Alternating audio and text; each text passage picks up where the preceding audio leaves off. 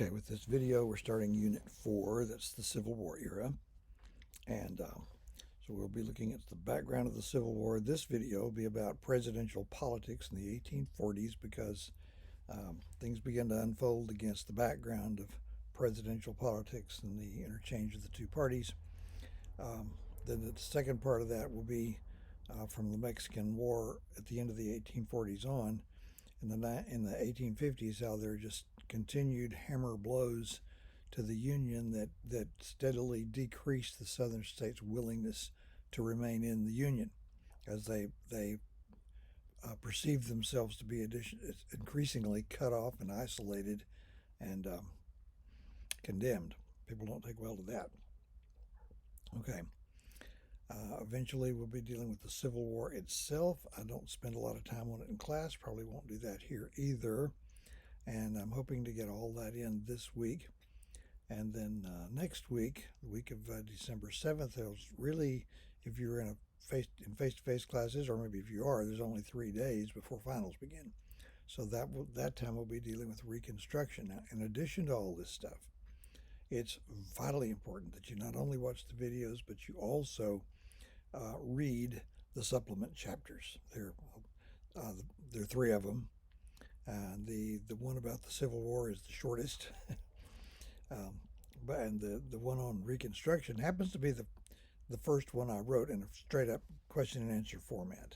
The ones from the Revolutionary era or the early national period, I'd already done those, but they were in a sentence outline form. They were later edited into Q&A. That doesn't matter. Okay. Election of 1840 capped off the end of the third unit.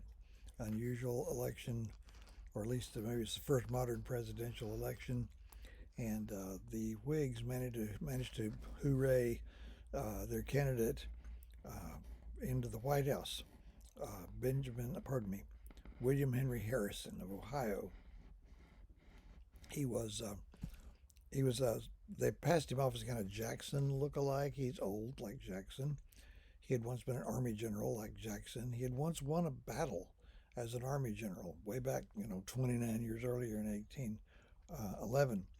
But anyway, Harrison won, defeating Martin Van Buren's attempt to win a second term. Okay, Benjamin Harrison had the shortest administration, 31 days, 32 days, something like that. He died a month after taking office. And one of the videos I posted, a video I posted about the election of 1840, indicated something I hadn't known.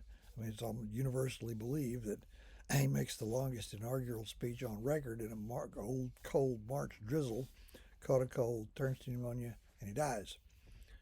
And it's now come to light that he didn't catch the cold about 2 or 3 weeks after making the speech. It hardly matters. That was the first ever presidential death in office. We never had a president die in office. We'd had several vice presidents die in office, but no president. What do? Where's the Constitution? And so the Constitution might be a little bit vague. It doesn't necessarily say that the vice president becomes the president. The powers and duties devolve on him if the president is unable to finish his term for any reason. The vice president was a Virginia ex-Democrat named John Tyler. And he took the presidential oath of office, and along with the title President of the United States, setting an unofficial precedent that did not become official until, I believe, the 25th Amendment was adopted in the 1960s. Okay.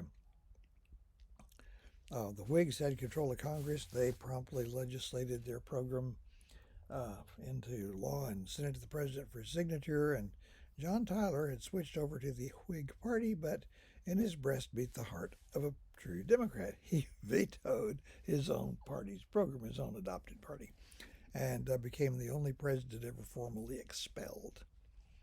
So his term is not successful. When we talk in the next video about the boundary adjustments that took place during the 1840s, one of them took place during his term, the Webster-Ashburton Treaty. We'll get to that later. Okay. Tyler tried to come up with an independent power base to seek the presidency in his own right in 1844, but didn't make the cut. He withdrew. The Whigs nominated um, Henry Clay again for the third time. This time it looked like Clay was going to get it. The Democrats were all set to nominate Martin Van Buren again. And Van Buren and Clay did agree on one thing. Neither one of them supported the annexation by the United States of the Republic of Texas. Texas had become independent from Mexico in 1836, though Mexico did not recognize the legality of that for quite a while.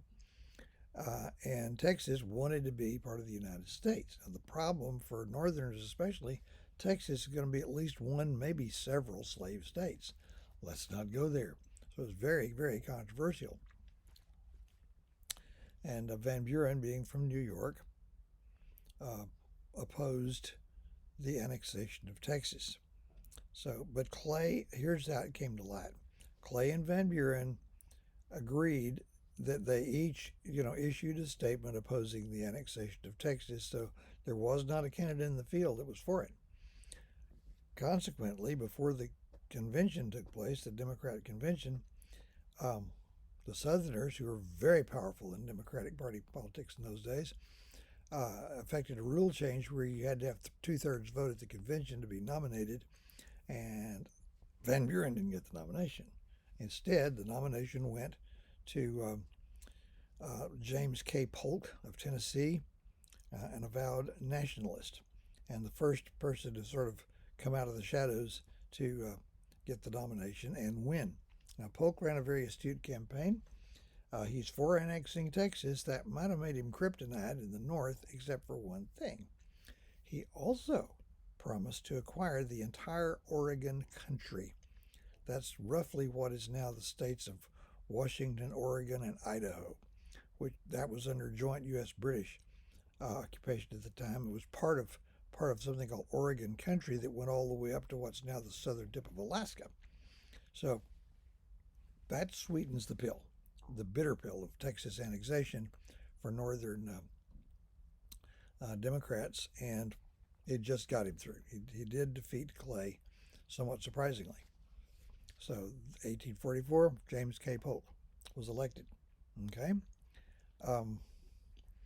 Polk, during Polk's term, as we'll see, we'll get to the specifics of it, we settled the boundary thing, or divided Oregon country, by simply extending what's now a U.S.-Canadian border from the, I think, Columbia River on out to the Pacific. We did not get all of Oregon country. Some of Polk's disappointed followers wanted to fight about it. They wanted to take it all the way up to 54 degrees 40 minutes north latitude, so the slogan 54-40 or fight went around, but fortunately nothing came of it.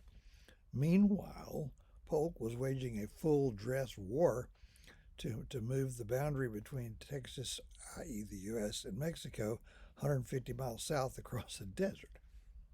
Okay, some people felt hornswoggled about that. Polk had promised to serve only one term. By the way, before I get past Polk, about this time, a lot of Americans got really excited about making the United States bigger. And that was a sort of a north-south unifying thing, as long as it wasn't one section of the country gaining on the other. New York, a northern, I'm not sure what state, newspaper editor sort of bubbled over in print the term manifest destiny. Manifest meant obvious, okay? It is our manifest destiny, he wrote, to overspread the continent allotted by Providence for the increase of our yearly multiplying millions.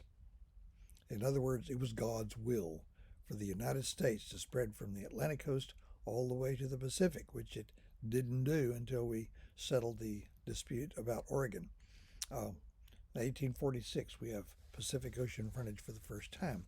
Now, since since we'd have a Christian society, we'd be spreading the gospel. That seemed to justify this move. Um, Plus acquiring a vast amount of area between the Rio Grande River and the Pacific coast as a result of the Mexican War, which ended in 1848. So Polk presided over that. He kept his promise not to seek a second term, which is just as well. His health was declining rapidly, and he died less than 2 months after leaving office. Election of 1848. Once again, the Whigs won. They had won with William Henry Harrison back in 1840, and he died in office. This time, they won with generally an apolitical general who'd been a hero of the Mexican-American War, a man named Zachary Taylor. At that time, Northerners could overlook the fact that he was a Louisiana slave owner who owned about 80 slaves. So Zachary Taylor was elected president in 1848. And that's just about the time a number of very serious pots boiled over with regard to sectional conflict. And that led in something called the Compromise of 1850, which might not have occurred had Zachary Taylor not quite considerately, I think, died in office in 1850, clearing the way for a New Yorker named Millard Fillmore to become president. I'm told, I haven't been able to confirm this, that Fillmore refused to live in the White House, refused the presidential oath of office, and considered himself to be the acting president. Interesting. Again, I have not confirmed that. Okay, there's your presidential politics in the 1840s. Now, the United States settled a number of boundary disputes during the 1840s, and one of these in particular brought slavery back up as a national issue for the first time since the Missouri Compromise way back in 1820. Okay, three things. First of all, was a dispute over the northern boundary of Maine. Maine had become a state in 1820, and since the northern part of Maine, a good bit of Maine, is in such cold, rough country that's very lightly populated even today. But we had never agreed with Britain over where the northern boundary was. We said it was all the way up to the St. Lawrence River. They said it was much farther south. It was about 12,000 square miles in dispute.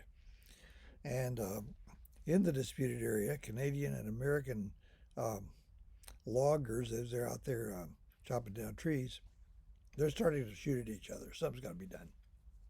So the British government sent Lord Ashburton, an amateur diplomat who admired America, over to meet with Secretary of State Daniel Webster and see if he could work something out. Well, Webster and Ashburton quickly became friends. Just sometimes that happens, and they settled it quite peacefully. We split the disputed area. We got a little over half, like 7,000 square miles. The British got about 5. They got the route of a road they were proposing to build out across the peninsula there. That satisfied them. And we got a little bit more of it, establishing the present northern boundary of Maine. Also, the same treaty cleaned up some details about the northern boundary of Minnesota, which dated, the boundary had not been, at the time we made that agreement back around 1819 or so, nobody knew enough about the geography out there to establish what landmarks would mark the border. That settled too. We got about 3,500 square miles there along the coast of Lake Superior, I think, somewhere up there. That Santa Claus came early. The 3,500 square miles we got included something known as the Mesabi Iron Ore Range, a mountain range practically made out of really high-grade iron ore. We're still mining that today. Well, in the next video, we'll look at the other two boundary disputes.